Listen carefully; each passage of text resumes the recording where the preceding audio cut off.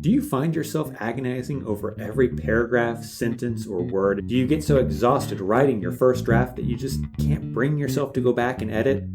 Hey, co-authors. In this episode, we're going to explore how to transform that fledgling first draft to a polished, compelling manuscript that guides your readers effortlessly through your arguments and your insights. Join us as we dive deep into the heart of editing and uncover why the real magic happens after the first draft. Let's dive in.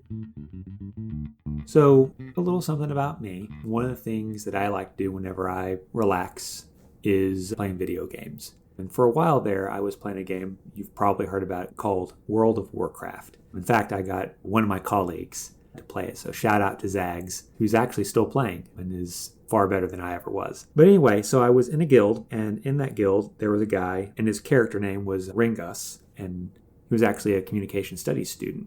One day he asked me, what's the favorite thing that you've ever written? I was like, well, I don't know. I mean, it's kind of weird to say that you have a favorite thing in research. But I picked something, and before I sent it to him, I was reading it again. And on page 1 was a typo. And I was so shocked and ashamed that I had missed this error that I ended up sending him something completely different, because even though the thing that I wanted to send him I thought that he would really enjoy, it had that typo, and I could not stand to send something like that to someone. As someone who's working to be a better and more productive writer, there are few things that make me doubt myself more than seeing simple, stupid little errors like that. And yet, the truth of the matter is that if you look through most published work, there's a lot of little errors like that. And part of that's author's fault for not editing their work. Some of it's editor's work for not catching it. Some of it's the publishing house that introduces those. There's a whole bunch of reasons. But a lot of the work that's out there, it's not perfect. So I think the first thing that we have to do is let go of that perspective. It saps us of the joy that we have in writing. Certainly it made it less joyful for sending it to someone who wanted to read my work. I mean, how often do we get people, especially outside of academia, who honestly want to read our work? I think that editing is where good writing happens. So many times I see writers who, because it's so difficult for them to get a draft out, that as soon as they're done with the writing portion of whatever it is, they're done. They don't want to look at the paper or project or dissertation or thesis ever again. They're sick of it. They're sick of talking about it. They're sick of reading about it. They're sick of writing on it. And so they're just done. Unfortunately, you're going to have to edit and revise your work. And I don't just mean catching the little grammatical errors and stuff like that, or not in my case. I'm talking about substantial visions of your work that may end up changing the tone or the direction of the writing to fit your audience and to fit the outlet that you're trying to go for. That's what I want to dive into today. I want to talk about the editing process, real revision, the stuff that transforms a draft from being a decent, maybe even a good paper, to one that is a must-read for the audience that you're going towards. Let's talk about the importance of editing when it comes to publishing your academic research. Are you interested in mastering scholarly writing, developing productivity, and increasing impact, all while staying healthy? Then welcome to the Publishing Academic Research Podcast. Hi, my name is Dr. Kyle Reddick, and I'm a full professor at the University of Northern Iowa. I've written dozens of articles, books, chapters, and essays, as well as edited some of the top journals in my discipline. I meet so many scholars who have creative, innovative, and daring ideas, but can never seem to get those projects from proposals to print. I want you to get your work in the hands of people who will read it and appreciate it. So let's get into this week's big idea. So I said this already, but I'm just going to reemphasize, editing is not the same thing as cleaning. To me, cleaning your writing is what happens at the very end of everything. It's whenever you're looking for all those little bugs in your writing. Editing is whenever you are transforming your writing from being that first draft into something that's more coherent, more punchy, more powerful for your reader. The reason that we do this is because even though we might like to think that our work is based on the merits of our ideas or the rigor of our analysis, a large part of what gets published is based on its readability. In fact, a few years ago, I had a master's student who was turning in work, and it was almost illegible in how bad its prose was. it was obvious that they were reading, thinking, and writing all at the same time. And there's nothing necessarily wrong with that. I think a lot of people write to understand the material that they're reading, but that's not what you should turn into someone. Not to your teachers, not to your dissertation or thesis committee, not to applicant, no one. You should not turn that in. That is for you. And after a couple of rounds of going back and forth with this person, they came by my office and they started talking about their writing a little bit. And they said, I would like it if you would just give me a grade based on my ideas and not give me so much feedback on the actual writing of it. I was like, well, that's not how this works, because writing is a form of communication. And communication doesn't really have any meaning if the other person doesn't understand you. The whole point of writing is to be understood, not just by the audience that is immediately in front of me, the people who are reading the journal right now, but also thinking this could be read by someone 10, 20, 30, 100 years into the future. If I write something poorly, they're not going to be able to dig up my zombie bones and ask me, what did you mean on paragraph 3 of page 30 on this line, right? They can't do that. I'm dead. I have to write in a way that sort of future-proofs my writing. And that's what we're striving to do in our editing process, is making sure that the writing that we have is clear and compelling, because sloppy writing detracts from our good ideas. It just undermines whatever good idea that you might have because your audience can't access it through your bad prose. So editing is the way that we overcome this. We write a first draft, we write our notes, we write our outlines, so that way we can get ideas out. That way we can work through the literatures that we're trying to command. But after we do that, that's when the editing process kicks in and we start to really think to ourselves, how is this coming together as a whole and communicating something to our audience and informing them in a way that is understandable? So I'm going to talk about 3 different levels of editing. And in order for you to have a good, compelling paper, you need to engage in all of them. You cannot shirk the work of editing. So let's talk about the first one. So the first level of editing is what I call global revision. Here, you're just looking for big picture stuff. You're not getting into the nitty gritty. You're really just trying to think to yourself, are all of the major sections of my paper cohering together and making sense? So what are some indicators that that's not happening, right?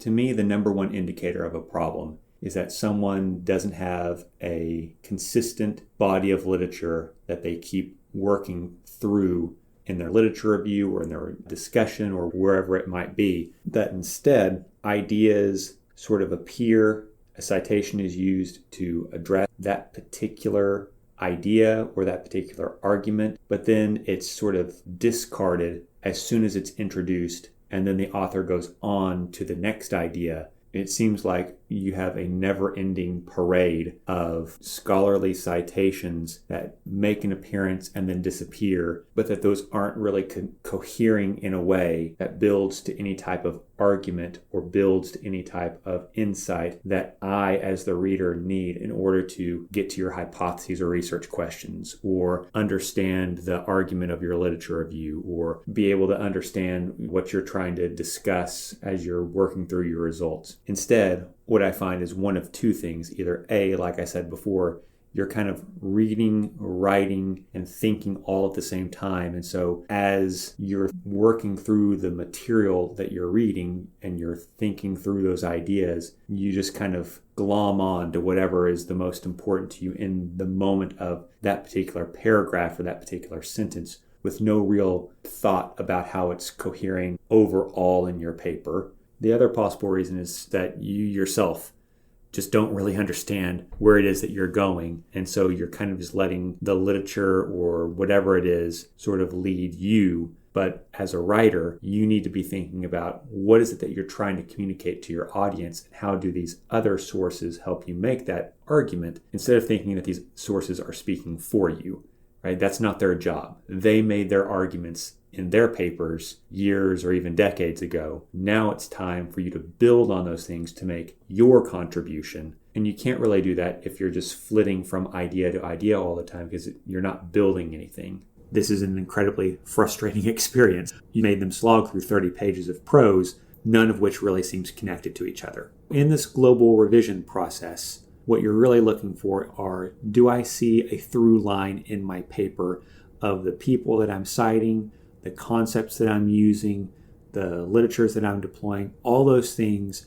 I should see them appearing and reappearing throughout my manuscript. And if I don't see that, if I see more of a scattershot approach to the literature and how it's being used, that's a problem. It's up to you to make sure that you are convincing your reader that you know what the scholarly conversation is about whatever issue that is that you're working on, and you need to show them how you're building on that conversation. And you can't do that if you're flitting from literature to literature all the time. The second thing to do is paragraph level editing. To me, this is the place where I think good writing becomes great. I think that if you're having problems at the global level, you're probably having problems with reading, apprehending, digesting, and synthesizing all of the literature in a way that allows you then to make that into a coherent argument. Paragraph level construction is where you really guide a reader through your logic. So a few things that indicate to me whether there's good paragraph construction. First, are there strong topic sentences to the graph? And is everything in the paragraph after that either building on, extending, or in some way warranting or buttressing that topic sentence? So your topic sentence in a paragraph really should be a declarative sentence and an assertion that then gets evidenced by what's going on in the rest of your paragraph. By writing your paragraphs this way, it ensures that you are taking the literature, synthesizing it, and putting it to very particular and specific ends in the paragraph, and not reading just a whole bunch of stuff and then trying to come up with how it's connected. Instead, you have that connection up front in the first sentence of your paragraph, and then the rest of the writing flows. I find that people who don't write like this are the same types of people who either have like a dozen 2 or 3 sentence paragraphs, which is terrible to read because that means that you're not even really guiding your reader because you don't have proper topic sentences and transition sentences. Or they write paragraphs that are like a page and a half or 2 pages long. And honestly, anytime I see a 2-page paragraph, I kind of just want to put a knife through my eyes. 9 times out of 10, that paragraph could be broken up into 2 or even 3 other paragraphs. It's because you as the writer are kind of writing in the stream of consciousness as you're either remembering the readings or you're reading as you're writing. But either way, it is not a synthesized, coherent structure. So really here, you're looking at your paragraphs and going, is everything in the paragraph connected to that topic sentence of the paragraph? Is it really focused on one idea?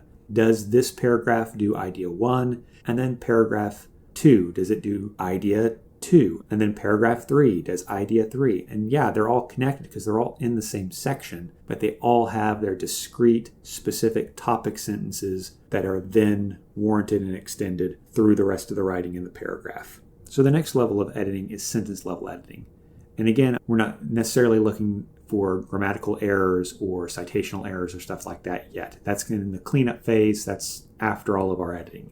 What I really want to see here are the sentences connecting to one another, flowing logically from one to the next. And does it seem like the author is in charge of the reading? Or if you're doing like qualitative work, are you in charge of the interview data or the focus group data or whatever the quotes are? One way to think about this, and this is kind of shared with the paragraph level editing, is your voice in writing is the star of the show. Everything else, all the readings, all the quotes, everything else, those are backup singers to you as the star of the show. So that's why it's so important that your topic sentences are strong and that they're written in your voice. That's why it's important that whenever you end a paragraph, you don't end it on a quote, either a participant's or someone else's, because you don't want to cede the rhetorical ground to someone else. You don't have a backup singer take the solo in a Beyonce concert. Same thing here. You don't have someone steal the spotlight from you. So I would say at the sentence level, one of the biggest things that I'm always looking for is that relationship between assertion and evidence. So if you have a sentence in your paragraph that makes some sort of assertion, which is to say it makes a claim, I'm looking then that either at the end of that sentence or within that sentence you have some sort of citational evidence for me as a reader, or that the immediately following next sentence does that work for me. Otherwise, if you make a claim like, there are many drivers to student attrition and retention. And then at the end of it, you don't have parenthetical citational evidence that I could look at to know what those drivers are. Or the next sentence isn't something like, for example, scholars have found drivers such as X, parenthetical citation, Y, parenthetical citation, Z, parenthetical citation. So that way I would know the specific concepts that are driving student attrition and retention and could see where the specific bodies of literature are that are connecting to those concepts that then support the previous sentence that you just wrote, which was an assertion that needed evidence. If I don't see that, then I have questions, right? And as a reader, you don't want me to have questions. You want to hold me by the hand and guide me through your logic. If I don't see those things cohering, what I oftentimes find is usually one of two problems in this instance. Either A, authors assume that their readers are just as knowledgeable as they are, and so they don't feel like they need to provide a lot of support or evidence for their claims because they already have a very sympathetic audience. I don't think that you should rely on that. A, because not everyone who reads your work is going to be sympathetic. Not just reviewers or editors, but also people who might read it for the next years or decades after. But also because whenever you focus on something, especially you focus on something for years and you become an expert in that thing, even your contemporaries in the field may not have the same insights that you do to the literature that you're reading. And so expecting them to have read and understood the exact sort of thing that you understood out of those bodies of literature that you did, I just don't think that that's a good writing practice, and it's going to end up getting you in trouble. The other thing that I see is instead of thinking that you have a sympathetic audience, is that you kind of take the opposite approach and you have an almost egotistical style to your writing where it's like, I have written this, I am the person who is writing, I have the doctorate, or I'm the person who's the expert in this, or I'm the author of this. And so obviously my work is going to be unchallenged because it's now in print. And again, you can kind of tell that through the prose that there's a lot of assertions one after another, but there's not really any evidence that helps guide a reader to the same conclusions that you have. And so you're just kind of forcing me as the reader to agree with you by sort of authorial fiat, like you wrote it, so therefore I must believe it. And again, that's simply not a very invitational or effective way of constructing your prose. No matter how smart we might think that we are, no matter how much we think of ourselves as experts, we are not here to be unquestioned in our assertions. So really working through your sentence level edits and making sure that every sentence is connecting to the other one and that it's working back towards the topic sentence of your paragraph, which in turn is building on the overall part of your paper. That is how good writing occurs. Thinking at it both at the level of going down from that sort of global perspective to the particular, and then from that particular perspective back to the global. Okay, so I want to give two ways that I do and that I encourage my clients to do whenever they're editing their work. The first thing I will say before I even get into those two things, though, is do not use software to do your editing for you if you do not know how to edit your own work. Don't use citation generators if you don't know how to cite things properly. Don't use Grammarly if you are still struggling to even connect to your sentences together. Those things are really good for helping you catch errors or to find bugs in your writing, but they're not going to be able to help you create writing that is in your voice and creates a sense for your reader that you as the writer are trying to work with them to make meaning about your research. Over-relying on those things means that you are never going to learn those skills. And so if problems get introduced to your manuscript, you won't be able to correct them. Or it means that you're going to rely on them so much, they're going to revise so much of your prose that you're going to sound just like every other bit of AI slop. So I would say do not use software until you have started to master some of these skills. So two things then that you can do. First off, I think the best way of understanding if my prose is communicating what I think it should be communicating to my reader is to have something read it to me. That might be a text-to-speak program. That might be having a colleague or a friend read it to me. That might be me reading it, but if I read it, I have to be in a place where I can read it out loud. If I read it silently, I find that the same sort of mental shortcuts that are embedded in my writing that get me in trouble, whenever I read those things silently, they don't stand out to me as being problems. But whenever I actually read it out loud and hear my own prose, I go, oh, man, that doesn't sound right. That doesn't sound good. That doesn't sound like it's doing what I want it to do. So making sure that you are reading or having something read to you out loud and just processing that information differently. The second thing that I would say is, kind of have fun with it, right? Make it a challenge. So if you have your first draft, it's 30 pages, 20 pages, however long it is. Try to cut 10% of it. Each sentence can be shorter, each paragraph can be shorter, each section can be condensed. Really kind of challenge yourself to make your prose as short and as snappy as possible. I think, especially for early career writers or for people who don't write that much, once you have written the entire document and it's 20, 30, 40 pages long, it's such an accomplishment that you don't want to cut any of it because it took so much effort to get out. But you really have to get into this mindset